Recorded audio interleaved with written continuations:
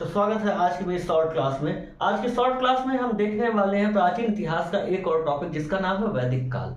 आज हम वैदिक काल के बारे में जानेंगे कि वैदिक काल का काल अर्थात समय कब से कब तक का था, वैदिक काल का अर्थ क्या है, और वहीं पे हम देखेंगे कि वैदिक काल को कितने भागों में विभाजित किया गया है। जैसा कि हम देख रहे हैं पहले कुछ दिनों से कि इतिहास को विभाजित किया जा रहा है, उसी तरीके से इतिहास में जो आपका एक टॉपिक है वैदिक काल, उसे भी दो भागों में विभाजित किया गया है। तो आइए हम देखते हैं। सबसे पहले हम देखेंगे वैदिक काल। तो वैदिक काल को भी दो भागों में बांट दिया गया था। वो कौन सा काल था? तो हम देखेंगे एक ऋग्वैदिक काल था, दूसरा उत्तर वैदिक काल था।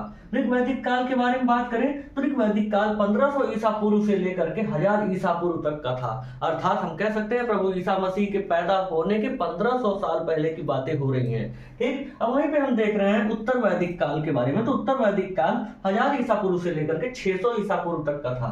इट मीन हम कह सकते हैं कि प्रभु ईसा मसीह से पैदा होने के 600 साल पहले तक का क्या था आपका? तो उत्तर वैदिक काल था। लेकिन अभी आप लोग से अगर पूछता है एग्जाम में कि बताइए वैदिक काल का समय कब से कब तक का था, तो आप डायरेक्ट बोलेंगे 1500 ईसा पूर्व से लेकर के 600 ईसा पूर्व तक का था।